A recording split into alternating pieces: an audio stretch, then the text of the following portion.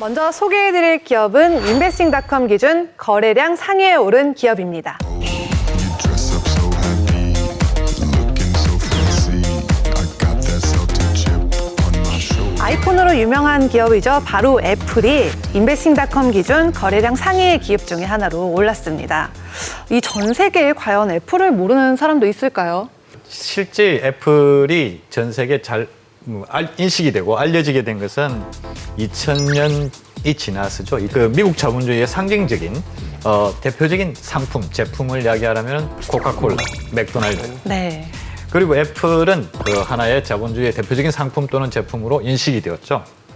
사실 2001년도 아이팟, 2007년 그 새로운 형태의 아이폰, 2010년 이후 아이패드, 또 색다른 그런 제품들을 내놓음으로써 미국 자본주의의 하나의 상품으로 인식이 되었죠.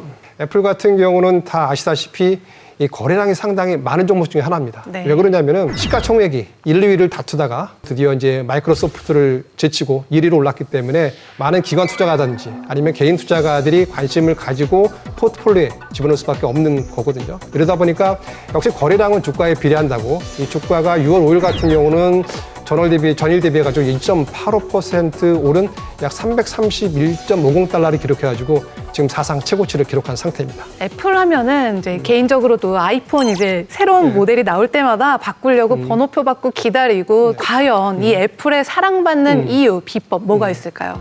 애플 하면 떠오르는 게 네. 혁신이거든요. 혁신의 아이콘은 애플인데요. 이렇게 혁신을 계속 끌고 오다가 이제 한번 되게 어려운 상황을 겪었던 게 뭐냐면 창립자인 그 스티브 잡스가 2011년도 돌아가시고 그다음에 팀 쿡 CEO가 그 등극함에 따라 가지고 시장에서는 과연 스티브 잡스의 혁신이 지속될 것이냐 많이 논란이 됐는데요. 다행스럽게도 대표적인 게 이 조나단 아이브 같은 사람이 그 주도하는 그러한 그 스타일 혁신이 그 후로도 계속 혁신이 지속되면서 스티브 잡스의 그러한 혁신 정신이 현재까지 이어오고 있다라고 보시면 될 것 같습니다. 일련의 제품들을 보시게 되면은 기존에 나와 있던 경쟁 상품에 비해서 새로운 색상 그리고 새로운 디자인 이런 부분들이 속칭 밀레니얼 세대라고 하죠. 상당히 각광을 받았습니다. 그리고 미적 감각이 돋보이는 디자인이라고 하는 것은 경쟁사들이 출시하는 디자인보다는 아주 색다른 디자인이죠.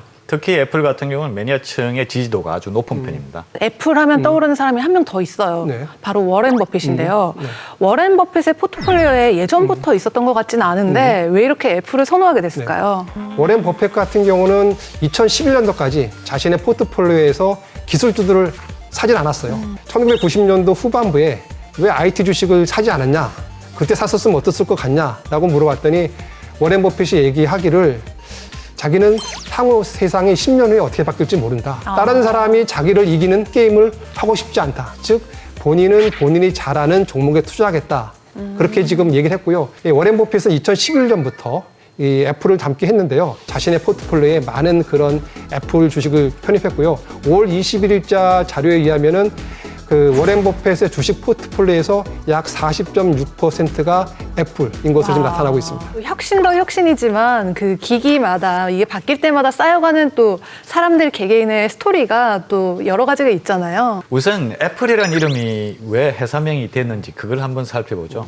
그 스티브 잡스가 젊을 때 사과 농장에서 일을 했어요. 사과 농장에서 일하는 것보다는 오히려 일을 해서 큰 돈을 벌자는 그런 이야기가 있었지 않나 하는 속설이 있고요. 스티브 잡스가 제일 좋아하는 뮤지션 그룹이 비틀즈입니다. 네. 비틀즈의 LP판을 파는 레코드 가게가 애플 레코드입니다. 애플 로고의 변천사를 보시면은 1976년도경은 그건 로고가 아니고 그림이었죠. 그 사과나무 아래 뉴턴, 그 과학자 뉴턴이 앉아있는 그런 로고가 있었고 한 입 베어먹은 사과에 7가지 무지개의 색이 들어가 있는 레인보우 로고가 있었습니다. 그게 왜 나왔냐면은 애플2 그 컴퓨터가 세계 최초로 가정용 컴퓨터 중에서 컬러 모니터를 이용한 거죠. 지금 현재 사용하는 것은 그 앞서 말씀드린 모노크롬 그 애플 로고 단색이죠. 모노크롬을 지금 쓰고 있습니다. IT 강국하면 우리나라도 절대 뒤지진 않잖아요. 그렇죠. 이쯤에서 조금 견져볼 만한 국내 기업도 뭐가 있을까요? 역시 애플하면은 이제 우리나라에는 이렇게 삼성전자, 삼전 얘기할 수가 있는데요. 그렇죠. 보통 우스갯소리로 애플은 사과폰 하면은 우리나라는 뭐 더 큰 뭐 우주폰이 있다라고 얘기할 정도로 지금 네. 말들이 많은데요. 예, 삼성전자 같은 경우는 1, 4분기에 실적이 시장에서는 좀 선방했다라고 할 정도로 1, 4분기에 좀 실적 괜찮게 나왔어요. 네. 근데 이제 삼성의 고위 관계자는 야, 선방한 게 아니라 버틴 것이다라고 얘기할 정도로 내부에서는 올해 조금 안 좋게 보았는데요. 그 중에 대표적인 게 왜 그러냐면은 결국엔 코로나19로 해서 전 세계적으로 이 경기가 침체되다 보니까 이 출하량이 좀 많이 이제 감소하고 있고요. 그러다 보니까 시장에서는 올해 삼성전자의 스마트폰 출하량을 갖다가 원래 당초에는 한 300만 대로 예상을 했었는데 이 출하량이 한 260만 대로 지금 하향 조정된 상태고요. 이 스마트폰에서 이러한 부정적인 영향이 있기 때문에 조금 여러 가지 매출이라든지 아니면 주가가 다른 그 증시 전체라든지 아니면 종목에 비해서 조금 약간 상대적으로 좀 저조한 게 아닌가 이렇게 이제 보고 있습니다. 삼성전자가 갖고 있는 장점은 그 데이터형 반도체 사업입니다. 지금 현재 그 언택트 사항에서는 네. 클라우드 서비스가 상당히 급증하고 수요가 급증하고 있는 상황이고, 그리고 또 한 가지는 서브용 그 반도체 수요가 아주 강합니다. 그렇기 때문에 반도체 부분에서는 역시 삼성이 세계 선도 기업으로서의 강점을 지니고 있습니다. 이렇게 전 세계인들의 사랑을 받는 애플이지만 그래도 리스크 요인이 있겠죠. 길어진 아이폰의 그 교체 주기죠.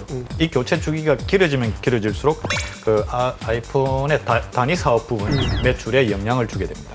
판매 가격이 올라가죠. 상승하는 효과도 있습니다. 그리고 아이폰 평균 판매가가 하나의 또 리스크 요인인데요. 인도나 중국, 브라질에서 어느 정도 기본적인 기능을 하되 저가형의 그 스마트폰에 대한 수요가 높아지고 프리미엄 수요가 낮아진다는 그런 문제점도 있습니다. 그리고 지금 현재 그 트럼프 대통령이 다시 촉발시켰죠. 미중 무역 갈등입니다. 전 제품의 90% 이상을 그 부품이나 그 중국에서 조달하는 애플 입장에서는 하나의 큰 리스크가 되죠. 네, 이쯤에서 또 전망에 대해서 더 궁금해지는 것 같아요. 네, 본부장님 어떻게 보고 계시나요? 전 세계적으로 브랜드 조사를 하게 되면 항상 애플이 1, 2등을 다투거든요. 거기와 그다음에 애플을 또 추종하는 매니아층이 상당히 충성심이 높아요. 즉 소비자와 생산자 사이에서 생산자인 애플이 자기 독점적으로 가격을 하더라도 소비자가 따라오기 때문에 높은 고가 정책을 쓰고 있는 거고요. 그래서 예를 들면은 투자 자본 이익률이 연간 한 30%가 되어 있고 또 연간 한 20%의 현금 이런 창출 능력을 가지고 있거든요. 또 하나는 그 애플이 스마트폰만 만드는 것이 아니라 최근에 그 보급 수익을 많이 내는 게 결국은 에어팟이고요. 그렇죠. 그리고 또 이제 그 이런 서비스 사업에서 돈을 많이 벌기 때문에 애플이 그 자기 주변을 바뀌고 있는 환경 변화에 따라서 시의적절하게 대응하고 있다. 따라서 이러한 것들이 장점들이 맞물려 있기 때문에 애플은 성장 가능성이 높은 가치주로서 미국 증시에서 지금 자리를 잡고 있는 게 아닌가 이렇게 생각을 하고 있습니다. 더 궁금한 점이 있으시거나 이 기업에 투자를 해보고 싶다 하시는 분들은 카카오톡 채널에서 필살기 해외 투자를 검색하신 후 친구 추가해 주세요.